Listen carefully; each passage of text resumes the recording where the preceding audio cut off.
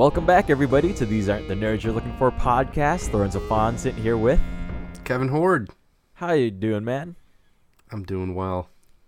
Yeah, I feel like I always say the same thing, so for a half second I stuttered. I was like, let's see what else I can say. Nope, same thing. Yeah. No, I got nothing. We're going to be discussing the Clone Wars today. We're on season 3, episode 2. We jump back a couple episodes here to talk about ARC Troopers. Yes, we are, and this is one of those occurrences where the production lines up with the release. So, production 302, release 302. Yes. Yeah. Released on September 17th, 2010. Yes, sir. So we're moving along. This was the so it's season 3 premiered with a double episode on September 17th. So this would have played directly after Clone Cadets. Yes. So that for us was way long time ago. Yeah, most definitely. Yeah. The fortune cookie for this one is fighting a war tests a soldier's skills, but defending his home tests a soldier's heart. Yeah. Who said it? After watching this episode, it's definitely 99.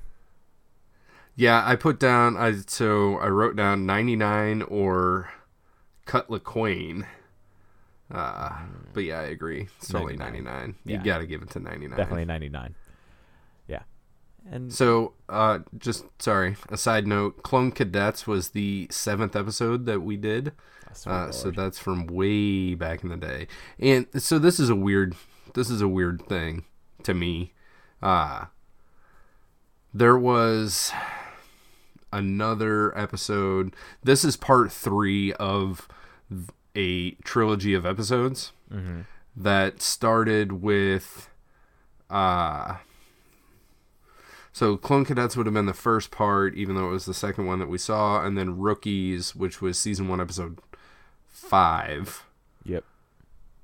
Would have been the second part of this episode, or of this 3-part story arc.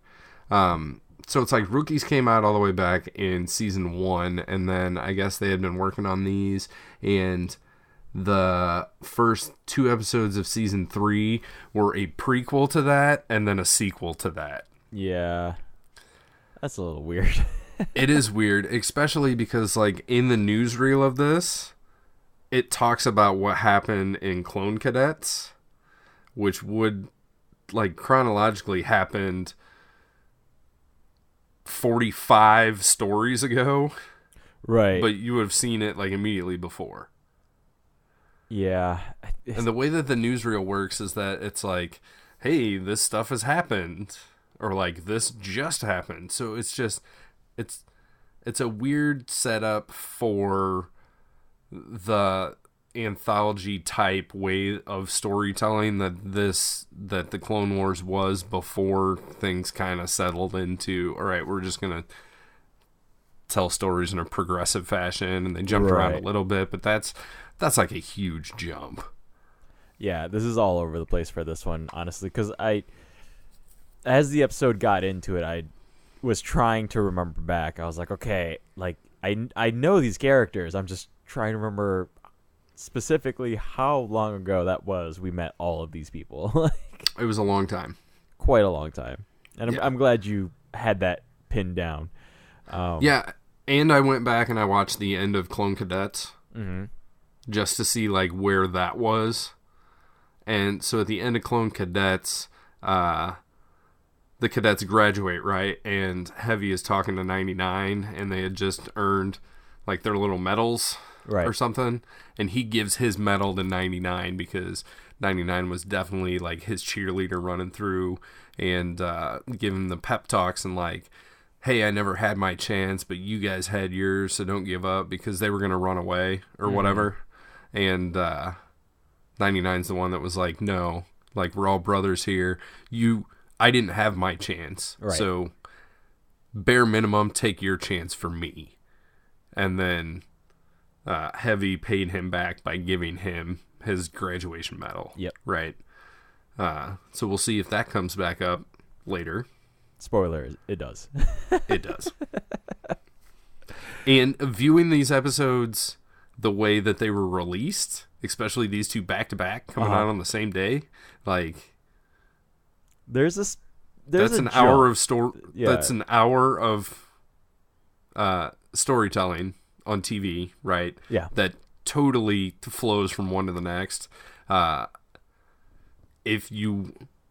Even if you're binge watching this, you've still got 15 hours worth of other stuff in between.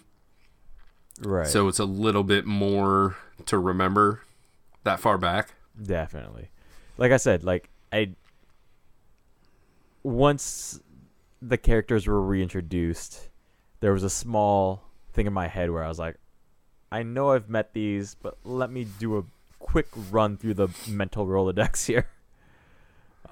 Yeah, because there was 5 of them, right? Right. So do you remember all 5 of the clone troopers? Hell no. Okay, so we had Heavy, Yeah. which I mentioned. We have Fives, who's in this episode. We have Echo, who's in this episode. And then the other 2 were Cut Up and Droid Bait. Yeah, no, I definitely don't remember those last 2 for sure. Which, I vaguely remember Cut Up, but... Cut Up is the one that gets in a fight with his bounty hunter training guy, and that's where he gets his nickname, because the guy's like, oh, you're just going to cut up all the time. And he's like, oh, thanks for my nickname, and punching me in the stomach. And Droid Bait, I remember when we recorded that episode, I didn't even pull his name. I was like, I don't know, he's like the 5th trooper. And so in Rookies, the other 3 die. Right. Cut Up gets eaten by a slug. Droid Bait, I think, gets taken out by some droids, right? Appropriate. And then Heavy sacrifices himself to save everybody else. Yep. Because the commando droids come in, they're invading the base, and what they have to do is they have to blow up the base so that it stops sending the all clear signal, so that somebody knows something's wrong. And he sacrifices himself to blow that up so that Fives and Echo can get away. Yes. Yep. Okay. So it's after that they get called into the 501st to serve under Rex. And this is the next story in that story arc. Yep. And so you already kind of mentioned the newsreel. The only other piece of information the newsreel kind of reveals is that General Grievous and Asajj Ventress are planning an attack on Kamino. Mm-hmm. That's the big plot point of this episode. So we cut to Anakin, Obi-Wan, and a bunch of clones that are intercepting a message, and they basically receive word that Asajj Ventress and General Grievous are about to try and attack Kamino. They have Who would have thought? Yeah, I mean it's a sound plan, honestly. Obi-Wan and Anakin and the clones are all kind of like, that's bold. That's a bold move for them to make. So then they start... Go ahead. Cody's pissed. He's like, yeah, that's our home. You can fight us wherever, but that's our home, so this is personal. Right. So then the plan basically is to head back to Kamino to warn them all of the incoming Separatist attack. So they show up, Shaq T and Lama Su are there, and they tell them about it, and they're all like, no, this is very secure. We got the blockade, and nobody's coming here. Which is... It's interesting that the Republic has a blockade this time around. Yeah. I mean, it's a defensive blockade, I guess, right? I don't know. I don't even know why they would call it a blockade. To me, it's just defensive positioning. Which makes sense because it's your fucking army production factory, right? Yeah, I feel like they would, I don't know, be able to just kind of defend the base. These good guy Star Destroyers can go into atmosphere. We see one of them later in atmosphere. Mm-hmm. So why don't you just station them around the city, right? Yeah. And what's the name of the city? It is Tipoca? Tipoca. Tipoca. Which Grievous calls out by name. Right. Which and we had leads me never to- heard that before, right? When he said it, I was like, oh yeah, that's totally the city that Obi-Wan goes to, and I don't know where I had heard that information prior. I don't think we've heard it in the show, but I don't. It's never. I have referenced in heard the movies, name though, is it? elsewhere. Yeah, I will look that up. Because honestly, even before watching, like, I have discussed this before. I have definitely watched every episode once, and at least once only. But Tipoca City is not a name I remember at all. You know, to me, this is Kamino. The planet is the location, and that's all I ever knew about this location. It definitely leads me to believe that there are other cities on Kamino, which it's kind of like the way that it's presented in Attack of the Clones. Like, this is the main. It's the main establishment. Hub, of Kamino. It's kind of like the Colossus, right? Right. So, there's not many other places to go in Kamino, so Obi-Wan has no problem finding where he needs to go.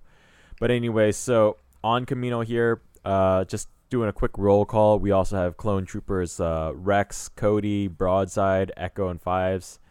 As you mentioned earlier, Echo and Fives are walking around, and they're kind of going down a nostalgia trip. They're like, oh, look at this. We used to roam these halls, and oh, look at these clone cadets going off to training. I thought that was pretty sweet. Yeah, it was a good moment. It's like going back to high school. Right. But only when you're like a freshman in college, not when you're like 37. Right, yeah. But then pretty quickly they run into 99, and 99 welcomes them. But then pretty quickly he discovers that Heavy has not made it. Yeah, he asks what happened to Heavy, and they give the breakdown that I gave a couple minutes ago. Right. So they're all rewind if you want to listen to that. So yeah, and then the medal makes its appearance. It does. And Echo and Fives are like, "Oh, he gave you their medal. Like he gave you his medal, and like, what an honor." Yeah. But then pretty quickly after this is when the Separatist fleet arrives, and we get General Grievous commanding that side of things. I think there's a little conversation that happens right between Asajj and General Grievous as well. Asajj Ventress is already in her submersible in Kamino, right? Mm-hmm. Yeah, so Grievous, this is when Grievous around. calls out Tipoca by name. He's like, we're going to attack Tipoca first, and Asajj says, yeah, we're going to attack the DNA storage and the barracks. And it'll be done by, Grievous says something like, finally an attack by my hands. And she's like, no, our hands. We're doing this together. We're doing this together. Right. And he's like, yeah, but really, it's me. It's me. Also, real quick, it's been a while since we've seen Asajj, right? When's the last time we've seen her? Good question. I'll let you look that up. But as I try and rush through this story, because we were definitely on an Aura Singh for a while, and then we were on we were on Mandalore. Yeah, we've kind of been bouncing around. So I feel like we haven't seen Asajj lately. But meanwhile, there's the space battle happening. So Anakin hops in his starfighter, heads on up, brings a few people with him. The good guy Star Destroyers are doing their thing. The team down on Kamino, they're all kind of suspicious. They're all talking about how seemingly easy it is, and that Shaak Ti, I believe, even mentions that the fleet isn't as big as she would expect to try and attack the clone production facility. There definitely is a lot of there's not enough droids to actually like take the city and things of that nature. Although, to be honest, like when you see what the droids are doing, if there's not enough droids to take the city, they're doing a pretty fucking good job of it. Right. we'll talk more about that later. I have many things to say about that, but we'll get there. So Obi-Wan is the one that's definitely like the most suspicious about all of this. Meanwhile, Anakin is like, "Hey, can I do a full attack now? Can I get into this?" And Obi-Wan's like, "No, hold on. Like something's off. I just need to give me a second to think. Let me think about this." So meanwhile, as they're shooting at the Separatists, pieces of ship are falling off and falling into the planet. Yeah, I thought this was like at first. So when I first saw this, I was like, okay, that's cool. Like it's not something that we've seen before. Like there's debris, and I think it's Shak T calls out that like there's debris falling, like, you know, basically like watch yourself. Yeah. Not that you would be able to do anything about it. It is pretty lucky that on this entire planet that it is all falling near the city. Right. Within the vicinity. So I looked it up, and the size of the city is like 150 kilometers, which so 5K is 3.1, so you multiply that times 30, so like 93 miles. So is that like the size of LA County, basically? Something like that? I don't know. I've never been to LA. You're the one that lives there. Sounds right, yeah. I just know I'm like 75 miles from like Magic Mountain, which I consider like, if it not officially obviously, but like the many times I have driven from Northern California down here, it's like Six Flags Magic Mountain is when I consider like, I'm kind of back home, but I'm still 75 goddamn miles away from my actual apartment. So that makes sense. Yeah. So yeah, LA County. Yeah. That's how I would kind of consider that. Anyways. That's pretty fucking big for like a city that is a series of platforms and an ocean. Oh yeah, that's large. That's sprawling. And also because Kamino is, you know, like LA is spread out. It's flat. But Kamino is vertical as well. There's a lot of height to it. There's a lot of different layers happening. Yeah, I would agree with you. So there's more volume to this as well. You know, it's not just a couple floors here and there, and then a few skyscrapers. No, there's a lot of space to be filled here. But yeah, definitely. At first, I will say when we see the first pieces of debris breaking off and falling, I will say that the physics of this, they don't seem incorrect, but that they're also displayed in a way that doesn't feel right at the same time. Like when the actual pieces break away from the ship, you right. mean? Yeah. Like they there's start some falling sort of propulsion. Real fast. They fire real quickly. Fast and down real quickly. So that's why at first I was like, that wouldn't fall like that. You know, like if the International Space Station, like God forbid, blew up and fell apart, there would still be it would still go in the same orbital trajectory and then lose gravity. Does that make sense? Yes. But here we see it like shoot it is in orbit. Down. Yeah. It is in orbit. Presumably these ships are not in orbit. That is true, but and what if this is taking place in like the upper atmosphere? Or like that boundary between atmosphere and not atmosphere, right? Yeah. Because like I will agree with that. I will just, again, like I said, the physics don't seem incorrect. They just visually don't feel right. It is, yeah, I totally agree with you. There does seem to be some sort of extraneous propulsion or something going on, and we find out why. Right, real quick. So, Obi-Wan gets suspicious. Then we cut back to Asajj Ventress, who is in her little, I don't know what to call it.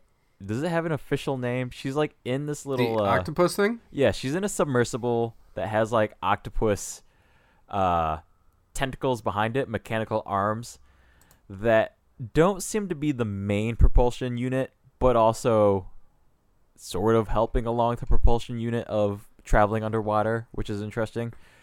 So it's got like a squid-like Nautilus front end to it that she's looking out of. I am looking for it currently. But basically, it's given away that the plan is to have her wait underneath, and she will assemble the ships below, and then there will be a surprise attack from below. So basically, what happened in Steven Spielberg's War of the Worlds is what's happening there. Okay, that's cool. I didn't catch that. I think these are called Trident ships. Interesting. Have we seen these before? I feel like we have. But I totally have. Because these are different from the can openers, right? They are different. They do kind of have like a like where a squid's beak would be. They do kind of have the can opener thing, right? But we first see this thing at the very beginning of the first part of the movie. It's one of these that swoops up the like a sand crawler or something. I don't recall that at all, honestly. And it's this type of ship that would have had Asajj Ventress on it, kidnapping Rhoda the Hutt. Oh, all right. I believe it's called a Trident. Okay. I'll go with that for sure, because I didn't know otherwise. So that's the plan. They got a bunch of aqua droids underneath, and I did look this up. This is the first time we see aqua droids, I believe. So Obi-Wan pretty quickly figures out that the debris going down is indicative of something, so then he decides that he's going to go for a swim. So those are his words. He hops in his own little submersible and starts floating around down there, and then he spots a bunch of these aqua droids like welding shit underwater, and then a couple of them, he gets pretty close before one of them is like, hold on, what are you doing here? And then they start attacking him, and he tries to get away and ejects out of his submersible, and then so like there's the cockpit itself ejects, and the aqua droids are still bashing on the cockpit, and then he breaks out of the cockpit and then just starts swimming up. Yeah, he's got like a second ejector seat because they're getting ready to break the glass, essentially. Right. I thought this design was super, super cool. I thought so too. It was a neat visual aspect to this to see kind of like the different layers of him escaping. Mm-hmm. And it's an exciting sequence. There is one little physics mistake here. In that, just the lightsaber underwater? No, not even that. As he's ascending to the surface, he is holding his breath, which will kill you. Because the air in your lungs is expanding, and if you don't exhale the whole way up, your lungs will explode. I'm with you. So that was. I didn't write a note about that, but I did write a note about lightsaber underwater. So what's the lightsaber underwater thing? Like, I was under the impression that lightsabers didn't work, like when they were submerged. I don't know why they wouldn't, but I also guess. I mean, I guess we've maybe that was like an old canon thing. Yeah, there's nothing about a lightsaber to me that seems like the internals, like if in this. Yeah, because like R2-D2 like falls into the water, but doesn't like fry him, right? Right. Like he's not assumed to be waterproof or water sealed. Right. So there's something about the Star Wars universe where like electronics don't 100% behave the same way most electronics in our world will work. You know, like we have to provide that layer of waterproofing.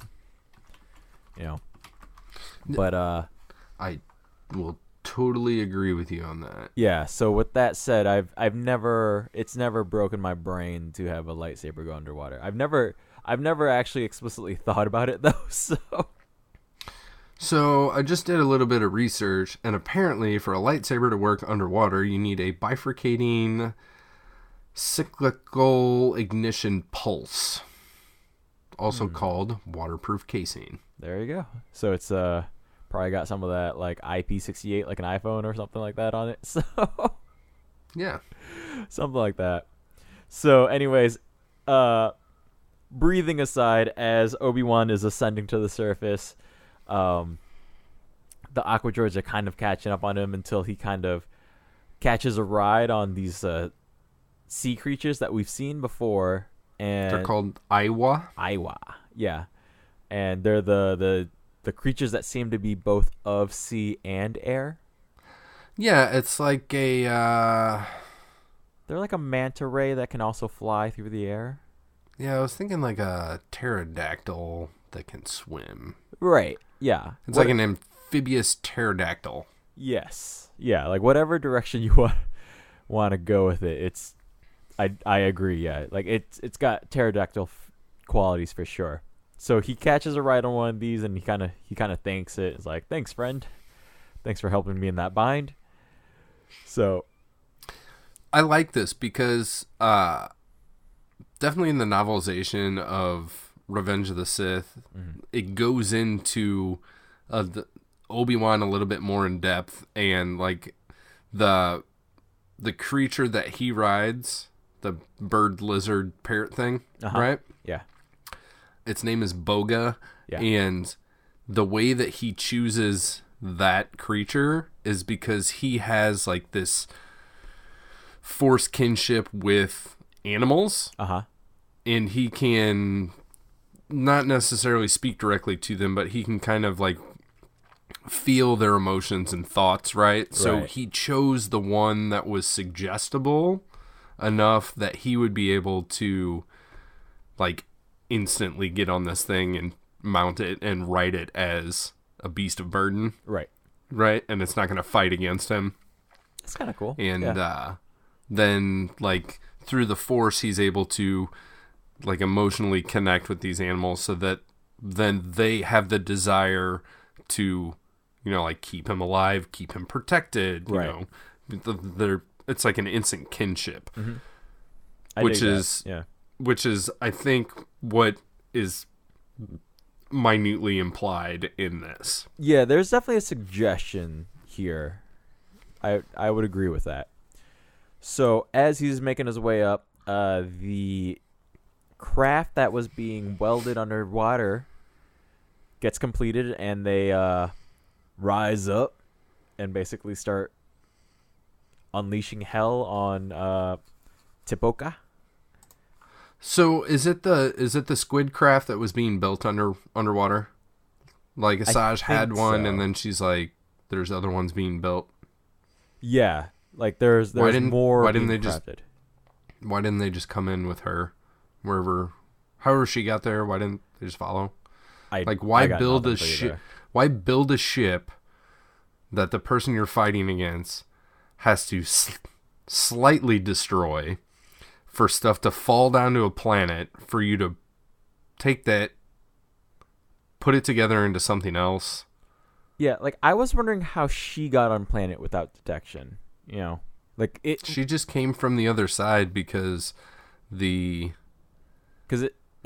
skips from a meeting with Grievous and Asajj to just her underwater.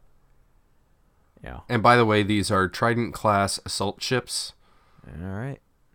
Yeah. Also known as Trident assault ships or the Trident drill assault craft. They are 88.71 meters long, which that would be about 250 feet. Damn. That's pretty big. They are equipped with armored tentacles, a drill spike, laser cannons. Their passengers can be several Aqua Droids, and they have magnetic grapples on their tentacles. Yeah. So pretty quickly those come into use. Yeah. Yeah, I know in some behind the scenes stuff, Dave Filoni described these ships as like when they land, they operate more like droids than a ship.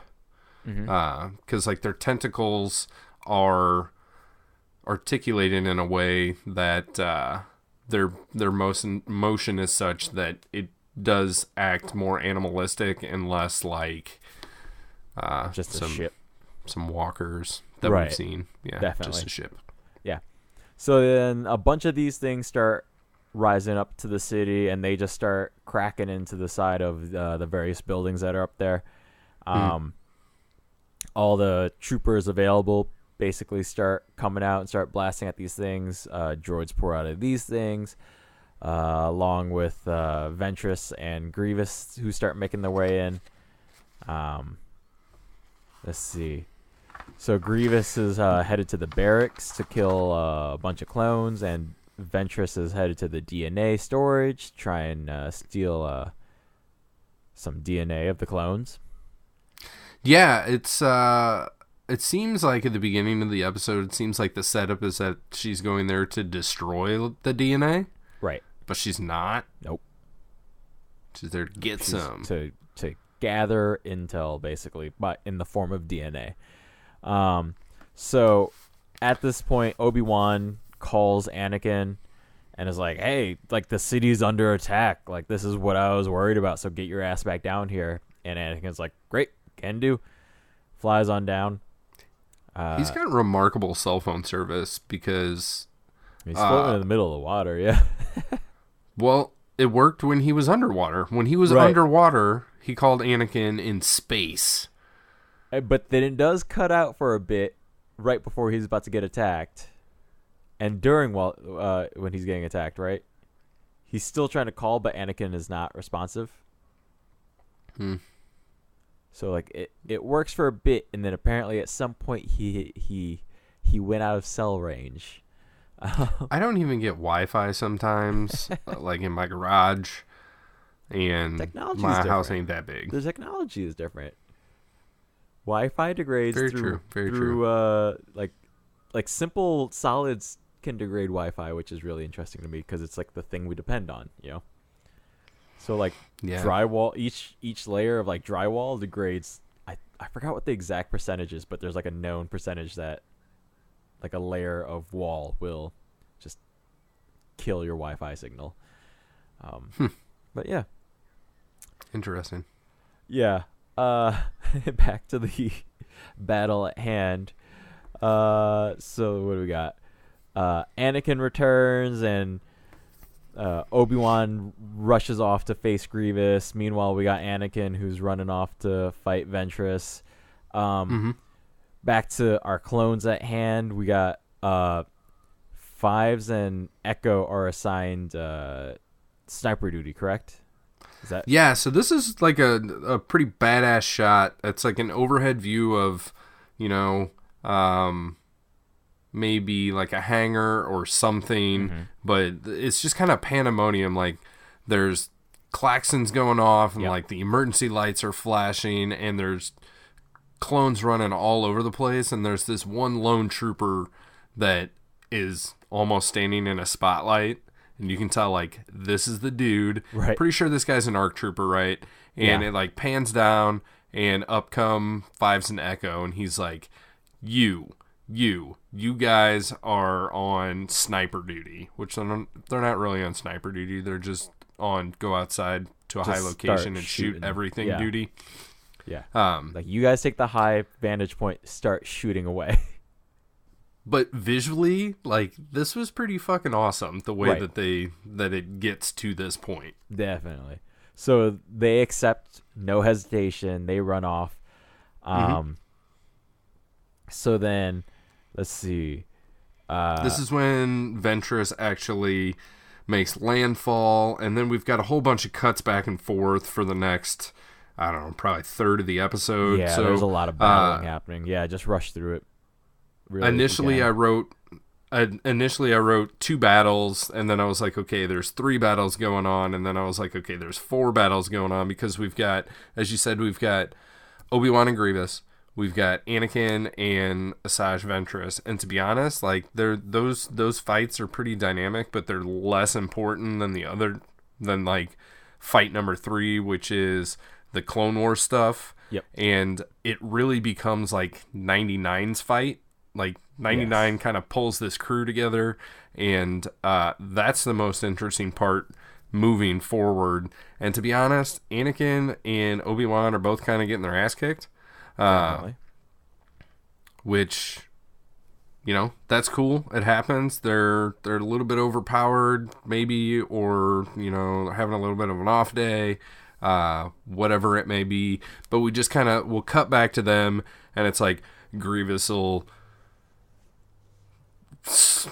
three-way slash at Obi-Wan and knock him down, and then we cut over to Anakin, and Asajj Ventress kicks him into a wall or something. And then like number 4 was Shaak Ti, which I think the reason Shaak Ti is in this episode is because it like continues to place her on Kamino, kind of being in charge of the training of all the cadets and whatnot. I don't think that she was necessary in this episode because she doesn't bring anything in.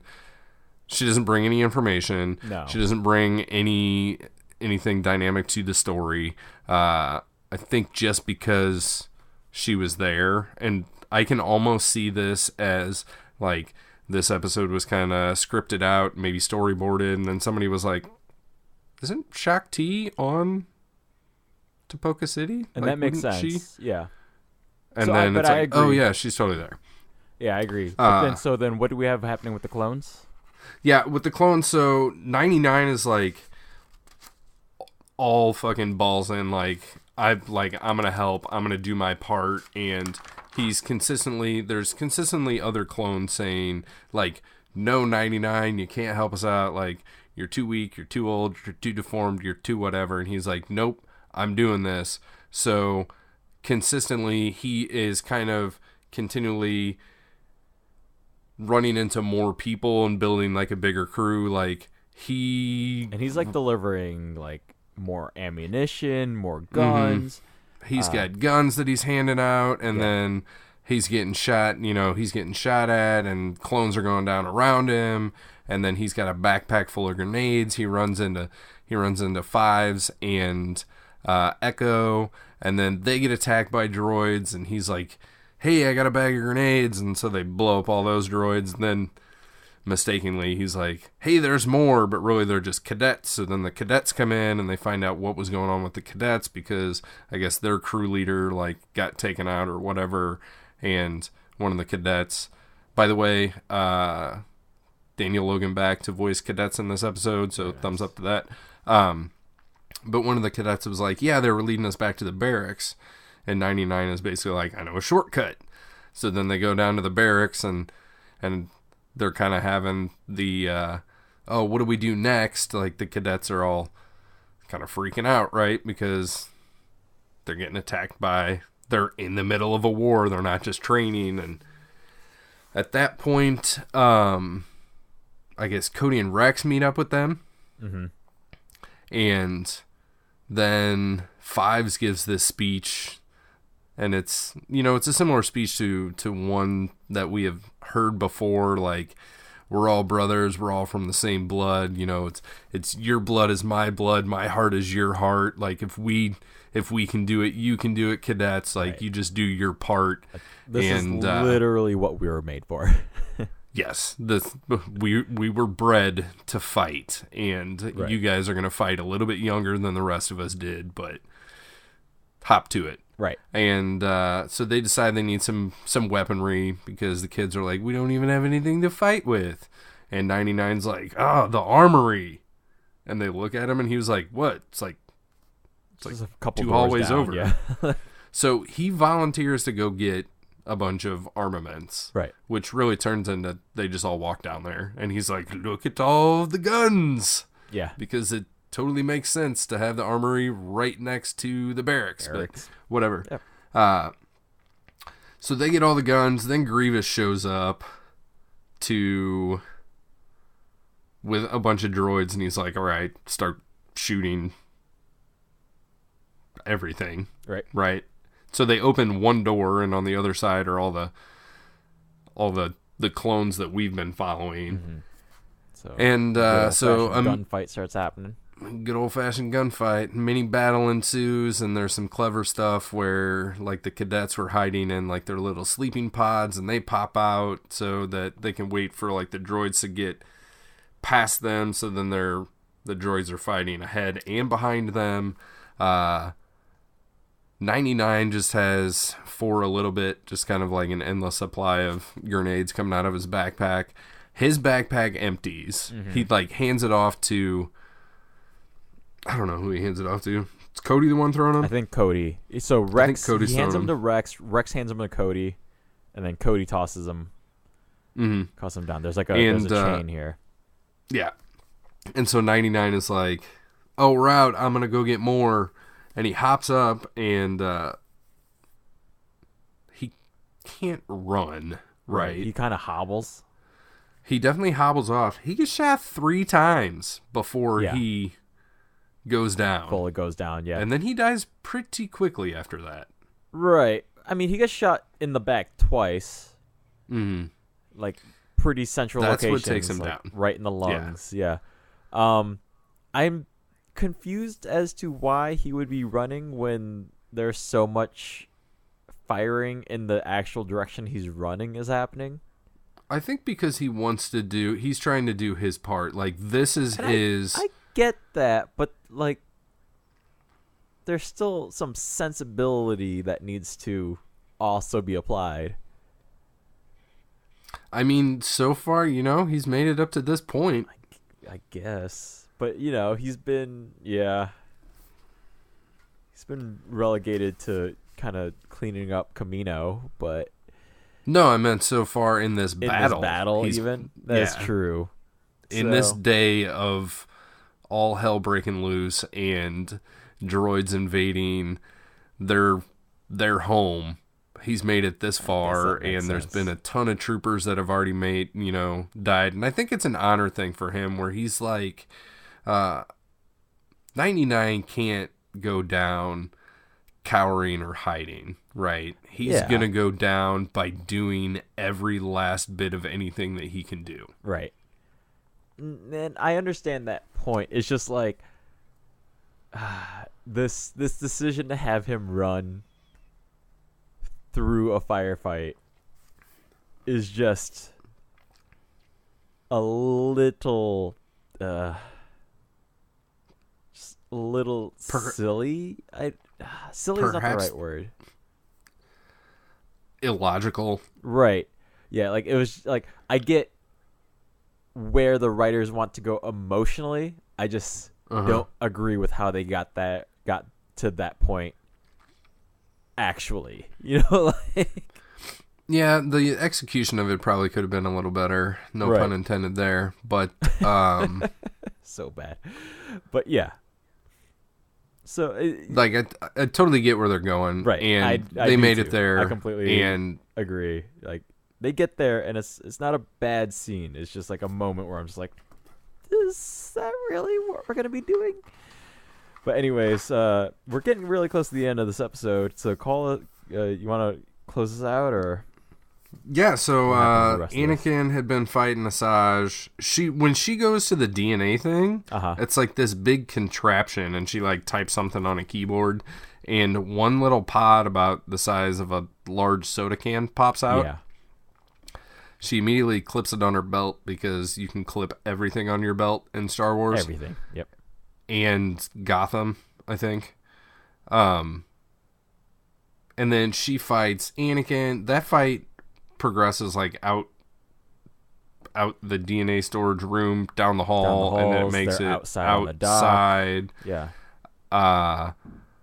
Obi-Wan is fighting with Grievous. They end up on a landing platform that gets like taken out by one of the Trident ships on accident.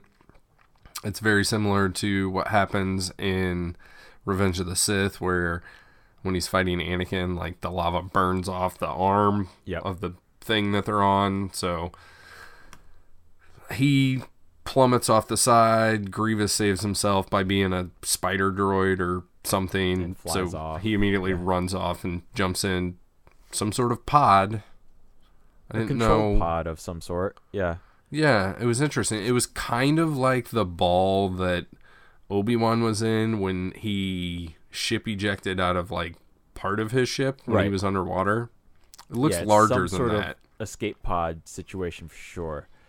So But I'm thinking that is probably probably connects to something else. So maybe they have like a bunch of these and there's kind of like universal docking ports for them. Yeah. They can, you can be like a TIE fighter, or you can be like a pod racer, or you can be I don't know, a tour bus captain or something, right? yeah. Anyway, he takes off. Turns out Obi-Wan's not dead. He landed on his Iowa buddy. Yep. Thanks him again. The swimming, flying pterodactyl. Thanks him again. Anakin is at the end of his battle with Asajj, and they're using the Force to fight over this The soda DNA pop canister, can full of DNA. And as Asajj like reaches for it with the Force, somebody grabs it, and then it pans back, and it's just nondescript clone trooper. Right. And then it pans back even further, and there's just like There's a clone bunch of troopers coming out of the woodwork. Yeah. And Asajj says, "Oh, I bet you expect me to surrender." And Anakin's like, "Nope, but I'm definitely not going to stop these guys from executing you right now." And so she's like, "Yeah, that's not going to happen," and jumps off. Jumps right into Lands the escape pod that flies by. Yeah, that was convenient. Yep. Times it real well. Do you think that Grievous had anything to do with that, or do you think he was like, "Oh, what the fuck," when she just like comes flying through the windshield? I had that thought too, where I don't know if he was expecting it, but I'm sure they were keeping tabs on each other. Perhaps, like I'm sure they were each tracking each other. So yeah. Yeah, so at that point, I guess we cut back over to 99, and he's definitely down for the count. Yeah, he's gone. He's done. And the guys say some nice words about him, and one of them is holding him in a death embrace on the floor. The cadets are happy. 99 is dead, and then we get one final scene on a landing platform of Cody and Rex talking to Fives and Echo. And did you catch how cocky Rex is? No, not at all. So what he says is, "Oh, during that battle, you showed an exemplary performance, and you had like a calm head, and yada yada yada." And he goes, "Reminded me of me, actually." Right. Yeah. And so he congratulates them, then congratulates himself, and then says basically that he and Cody decided that they are going to be promoted to ARC troopers. So there you go. We got 2 ARC troopers. Yep. Cue loud music. That's it. So Yeah. the only thing that I have notes as far as voice acting goes is that Daniel Logan is back, but I brought that up earlier, so we can move on from there to thumbs up, thumbs down. What's your final judgment here? I like this one. Thumbs up. Just minor issues with just the only thing that really bothered me is the way 99 goes out. But yeah. Otherwise, I think this was a solid episode. One singular story again goes through it. We get some. We get 4 branches of it, but it's all the same. Yeah, it's goal. one single story that's being told in 4 different viewpoints, but I think this episode flowed really well, and it's a very action-packed episode, and the action doesn't get fatiguing at all. It's well done. I'll agree with that. Yeah, it's a very action-packed episode. We haven't had an episode quite this packed with action in a long time. A lot of times when we get to like the final act of these episodes, it's like, okay, here's the battle scene, Right. And at that point, I virtually have like no notes. Right. It's like this fighting is cool because a lot of times, the choreography on the show is pretty fucking good. Right. A lot of the well times. done. Yeah. And this particular episode is no exception. Yeah. At all. I agree. The Jedi fights are the lightsaber fights are really well done. and even just the clone fights, I think are well done as well. Mm-hmm. One thing that stuck out to me, first of all, thumbs up for me as well. Yeah. So this is one of the better, if not one of the best episodes that we've seen of this show so far. I'll agree with you there. Yeah. One thing that I did like watching this, like reviewing this a couple of times, is that usually the Jedi are like super powerful. Yeah. And in this, they're brought down a little bit. Like, Obi-Wan's not winning against Grievous, right? Definitely not, yeah. Anakin is not winning against Asajj Ventress. Shakti's holding her own over in wherever she is, defending Lama Su or whatever, right? That's kind of inconsequential. The biggest hero I think that we have in this episode is supposed to be 99, and he's supposed to be like the borderline rejected to be terminated clone. Right. And so it's like you have the two extremes of Jedi, which are like the height of the height as far as like powers and prowess goes, and 99, who is a clone janitor, right? Uh-huh. Roles are reversed here, where the Jedi are the ones that in the end really do end up needing some help, and 99, the least suspecting of anybody, is the one that is contributing the most heart, at least, right, definitely, in this fight. So I was thinking about, I was like, all right, who wrote this? Who directed it? Like, what's the difference with this episode? But writer is Cameron Litvak, who we have seen before. Yep. He's actually 2 of the last 3 episodes that we did. He did Corruption and he did The Academy. And then Kyle Dunleavy was the director on this, and we've seen his name quite a few times. Yeah, so definitely. I don't know what... I don't know what the change was. I don't know if it's just the storyline that meshed or what, but this is a really well done episode, and yeah, sometimes the pieces just kind of come together on their own. Yeah. And I think this one, like, they had it starts with a strong concept that, like I said at the beginning of the episode, the idea to attack Kamino from a Separatist viewpoint makes sense. You know, like, attack the source. Attack the source of the army. And that completely makes sense to me. And then just the way they filled out everything else, I think having this as a season 3 episode works in their favor, because now we're at a point where, yes, we have seen Fives and Echo. We know what they've been through. You know, these are characters that we have a relationship with. Rather than just a horde of faceless clones, right? There's a few here and there that we can kind of latch onto. I will say, if you're watching this in episode order, you would have seen them in the previous episode, and then you would have seen them 2 years ago. Right.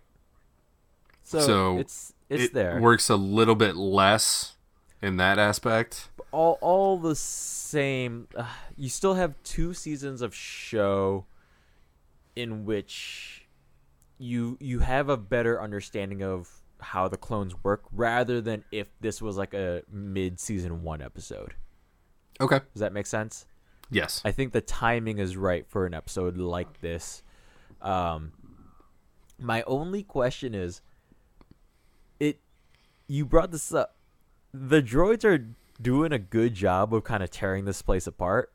And at the same time, we see a lot of clones, but I still feel like we don't see enough clones for being the clone facility. Now, isn't there like 10,000? Right. On Kamino? Yeah. Or 50,000? Something. Or 100,000? There's a lot. There's a lot. And I get that they're not like all fully baked per se. Like, you know, like this episode brings in the cadets to help. It also destroys the little, for lack of a better term, fetus jars, which I really don't want to say. The incubation chambers, I think, is a better term. I guess. They're kind of it takes out like yeah, they're like the Matrix-like pods that the people live in. Yeah. Before they get turned into the slurry that. Here's what it is. It's an embryo room. That is what it's called. That's good. Embryo room. Yeah. Which you kind of see in the middle of, like, that area is more centrally located in these pods of the city, and some of these Trident ships like come in and whatever they're doing, man, they tear it up. So yeah. There was. I wonder if I need to count those on our on-screen deaths, because I definitely counted all 21,700 and whatever droids. Yeah, when the thing went at the off. Beginning of the Zilla Beast. Yeah. Okay. So have at it. Good luck. But no. So that said, that was the only thing, and it's not a major issue, but it's still just like a thought I had, that the fight was a lot more even than it logically should be for this attack. I have an issue that I could totally bring up and that I had planned on. What is that? So, what is Asajj Ventress? What's her duty here? Yeah. To steal some DNA, right? Right, yeah. And she makes a good point. Shouldn't we destroy the DNA so they can't make any more clones? And Grievous is like, no, we're going to use it because maybe it'll be helpful.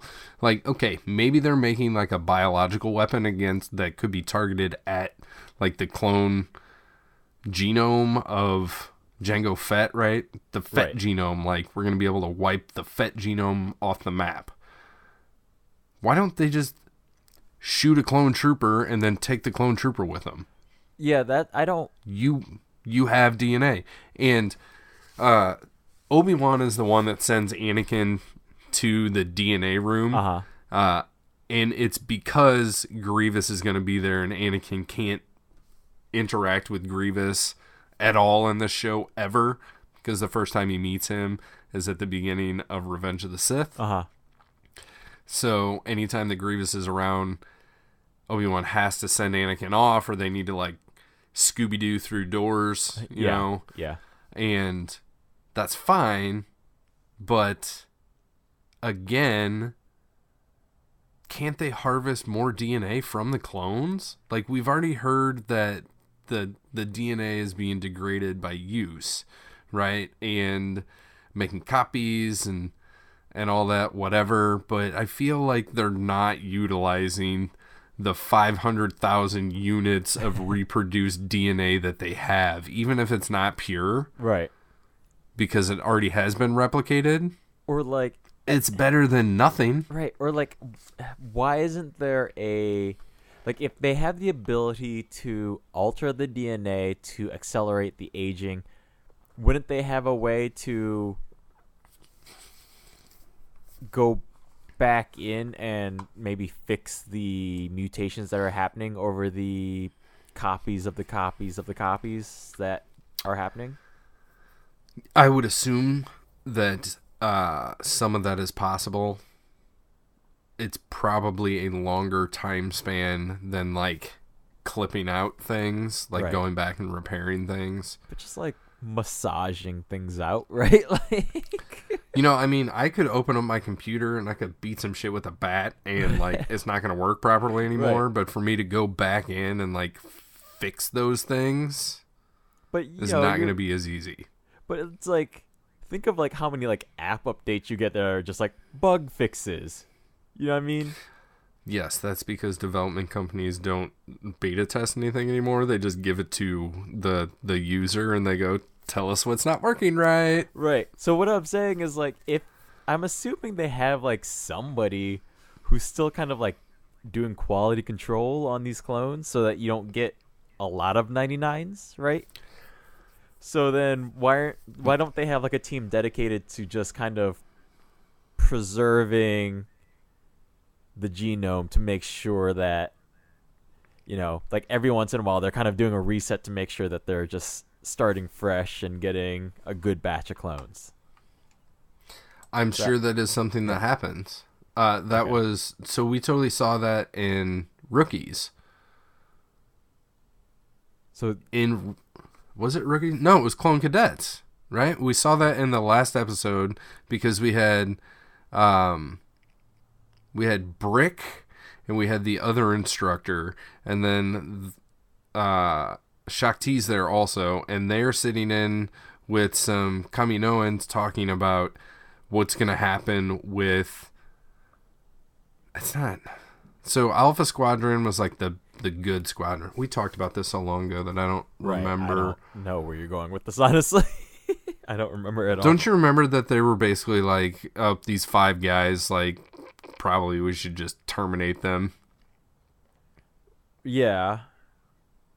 So there's your quality control. That is what you're describing. It's just on a longer scale. Right. For them, it's like 10 years, you know. But what about like just doing that from like a genome sequencing standpoint, though? You know, like if they're concerned about the degradation of reusing Jango Fett's DNA over and over so many times, like, and they have that ability to alter it to speed up development times, all that stuff, wouldn't they be able to just do that quality control on like the DNA itself? That's the distinction I'm trying to make. Yeah, that's the distinction I'm trying to make. You know, like not that like bad clones come out, therefore we get rid of these clones. Just that somebody like maybe there's another dynamic to it that's not just DNA. Maybe it has to do with the cloning process also. So it's like you take the DNA and then you mix it with some Mountain Dew and a little bit of Jango Fett and a blue jumpsuit, and then 5 years later you're like, yeah, this batch didn't quite turn out right. It's the baking process. Yeah. So, yeah, there's a lot of steps here, but anyway. So, like, even if you, with the baking analogy, even if you have like quality dough, some bomb ass tomato sauce, and you know you got some fresh mozzarella or whatever you're putting on your pizza, and some nice Italian sausage or pepperoni, right? And you install the ingredients together in the perfect proportions, but you put it in the oven and the thermostat on the oven is reading incorrect. So instead of baking at 425, you're baking at 450 or 350, and or the timer doesn't work, or something fails. See, what I'm just trying to get at is like, is there somebody that's checking the mozzarella to begin with? Yes. Right. So yeah, that's all I'm getting at. You know. Yes. But the reason that we get 99s and the reason we get conversations about the cadets that maybe we need to terminate them essentially, which is what they were talking about, is because of the non-controllables. That part I understand. Yeah, that part I understand. Okay. But I was just wondering, so in terms of what you're saying, in terms of why don't they just take a clone and then pull them out or and then extract that DNA? I don't have an answer to that. Right. Because I think that's what they should be able to do. Maybe part of what they do is like, maybe they have like a proprietary cloning thing so that it's like whatever clones they make are DNA less, so you can't just extract the DNA and reuse that. Right. Like it's self-degrading or something if you were to try to replicate that process using their product. And, like, it's difficult to reverse engineer that DNA from there, you know? Right. Like, if Pepsi could make their cola so that if somebody at Coke opened the can and tried to run some test on it, it would turn into vinegar or something, right? Maybe they have something like that. Yeah, that makes sense. So, but all the same, it's just weird that if given the opportunity, like, instead of Asajj maybe trying to re-grab the canister, like... She should have grabbed one. She should have thrown a fucking thermal detonator in there and been on her way. Yeah, or even then, too, like, on her way, and then towards the end when she's trying to force grab back that same canister, but the stormtrooper stops her, like, why isn't she just slicing and dicing towards it, you know? Like, fuck you, I can't have this, neither can you. Pure volume. Right. She wanted to come out alive. All the same. Like, yeah, I get that, but just her, because her point is like, why don't we just destroy this? So like, if between like walking away empty-handed or walking away trying to destroy and still getting away, Yeah. Like, she was close enough to try and at least slice. Oh, you're saying why wouldn't she try to destroy that DNA? That specific canister. I think she's force grabbing. I think there's more in the soda machine in the DNA room. So it didn't matter anyways. Like, I think she got one thing, but she didn't get all of it. Okay. Yeah. They They were just stopping her from getting any. But they weren't saving all of the DNA ever. Okay. Like, to counter your question, why didn't Anakin or any of the clones just blow up the little canister that she had? Yeah, if there is they more, could have done that. Yeah. So I believe they could have done that, and then her mission would have failed. But they still would have been a success. Yeah. Okay. Yeah. Okay, that makes sense. Cool. All right. I think we got to the bottom of this one. Yeah. Anything else to be said about this episode? That's it, man. I really enjoyed this. So yeah, I liked it too. What do we got coming next week? We've got Sphere of Influence, so that'll be nice. Yeah.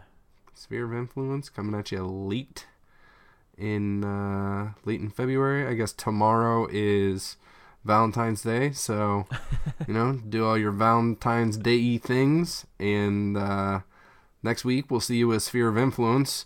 Before that, we'll give some thank yous to a couple of people and share some social media tags. Where can you find us online, Lorenzo? So if you want to email us, you can reach us at Gmail. That's notthenerdspodcast@gmail.com. Twitter @nottthenerds. Facebook @notthenerdspodcast. You can find this podcast on iTunes, Stitcher, Google Play. Give us a like, subscribe, review. Anywhere you're listening to this. Also available on YouTube, audio only for the most part. We also like to shout out to Lindsay at strangefantasymusic@gmail.com. She's the one who put together our jingle. And also Kevin Warren at They Call Me K-Dub on Twitter. He's the one who put together the cover art that you see all over the place. So we like to thank them every week as well. Absolutely. Yeah. But until next week, I've been Lorenzo Phan. Kevin Hord here. These aren't the nerds you're looking for.